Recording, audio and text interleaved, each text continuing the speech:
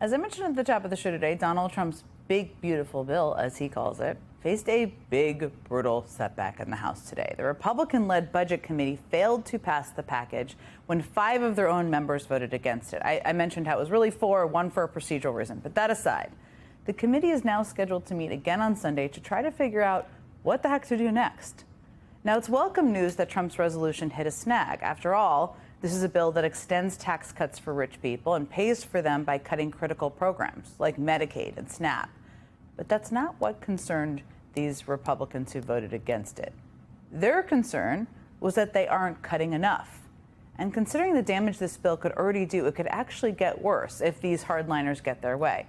I mean, in just the cuts to Medicaid in the current version, millions of Americans will lose coverage. And entire hospitals, particularly in rural areas, could be forced to shut down, which basically means that entire communities, whether they use Medicaid or not, could lose access to health care.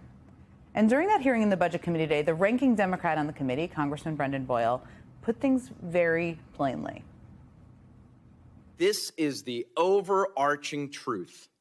It is the biggest tax cuts for billionaires in American history, paid for by throwing 13.7 million Americans off their health care coverage. Now, those aren't my claims. That is not subjective.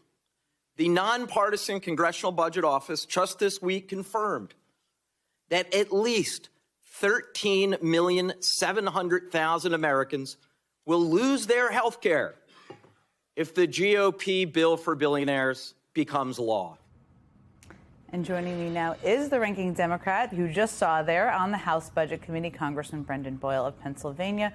Congressman, I know you've had a long day. Thank you for staying up and coming on with me. Nobody knows more than you do about the status of this bill. So let me start by asking you, I mean, there seem to be basically 3 negotiating parties: hardline Republicans, Democrats, and other Republicans. Democrats are pretty united here. The Republicans, I started the show talking about this, but you know this way better than I do. There's those who think there should be more cuts. There are those who are concerned by the cuts. What are they trying to decide among themselves right now? Yeah, great to be with you, Jen. And I actually opened my remarks this morning at 9 a.m. by saying that today in the Budget Committee, we would hear a vigorous debate between Republicans and some other Republicans. That vigorous debate combined with a completely unified Democratic opposition, which I don't think we can overlook, the fact that we Democrats were 100% unified meant that Republicans needed almost a totally unanimous front themselves. They didn't have it, and therefore we were able to block the big Republican bill for billionaires. Now, the next step on this is that Speaker Johnson has ordered the Budget Committee to come back and work at this again Sunday at 10 p.m., just in time for primetime viewing on MSNBC. The Budget Committee will be back. And so Speaker Johnson is hoping that in these 48 hours or so, they're able to finally come up with a way to assuage their most hardline Freedom Caucus members who want to see even more than 13.7 million Americans lose their health care. But as you pointed out, and my final point on this, every further thing that Mike Johnson gives to the Freedom Caucus means their problem actually gets more difficult with their so-called moderate Republican members. By the way, both groups, both the Freedom Caucus member Republicans and the so-called moderate Republicans, both are large enough to actually sink this bill on the House floor. It's a seesaw of sorts. I wanted to take the moment, since you are here with me, just to talk about some of the terms here that a lot of people are very familiar with, but we're going to hear more of them, and you can explain them very well. So Republicans have said that their plan to install work requirements for Medicaid recipients would make sure that, quote, this is the term they use, able-bodied people would not be draining funds. Yeah. And if you just hear that term, it sounds not bad. I mean, what does able-bodied mean? But talk to me about what that talking point is actually really about. Yeah, Republicans kind of gave the game away today in the Budget Committee because, you know, the statistic that was confirmed this week by Congressional Budget Office that 13.7 million of our fellow Americans would lose their health care is truly shocking. To put this in perspective, there is no previous law or event in American history, not even the Great Depression, forced more than 13 million Americans to lose their health care. So that is the scale of this. So the way the Republicans rhetorically are getting around that is say, oh, no real Americans, no able-bodied Americans who are working would lose their Medicaid or their health care. It's just two groups, illegal immigrants and those who are defrauding the system. That is the sort of BS that they are with a straight face attempting to peddle.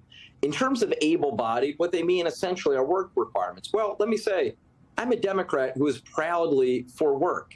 I grew up in a working-class neighborhood in Philadelphia in a very working-class household where I had two parents who both worked a lot of hours. My dad more than 60 hours a week most times just to be able to provide for us. So, of course, we Democrats stand for working people.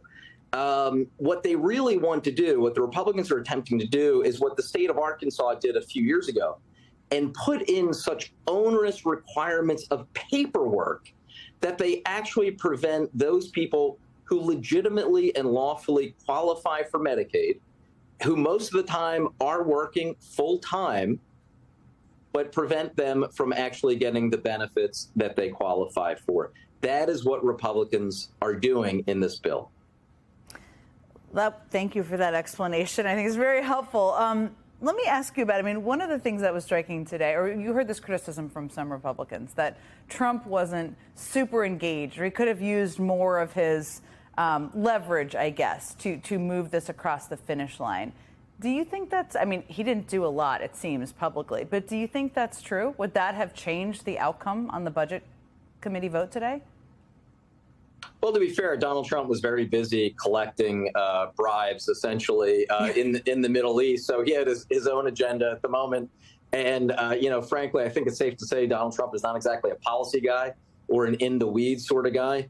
But the reality is Mike Johnson's whole speakership rests on the support of Donald Trump. I've had House Republicans flat out tell me that one tweet from Donald Trump pulling his support for Mike Johnson would be the end of Mike Johnson's speakership.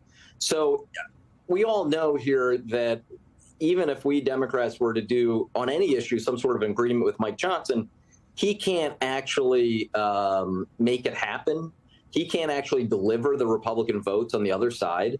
It is their dear leader, which is Donald Trump. So I think for Republicans to ultimately be able to get this passed, I do believe it'll actually take Donald Trump doing what he has done in the past on a few different bills, which is, and I'm not exaggerating, literally calling the cell phone numbers of individual House Republicans while they're on the House floor, pulling them into the Republican members' cloakroom and screaming at them and cursing at them so loud that other members nearby can hear his end of the conversation. We may see that happen. It may be required. Congressman Brendan Boyle, thank you so much for joining me. I really appreciate it.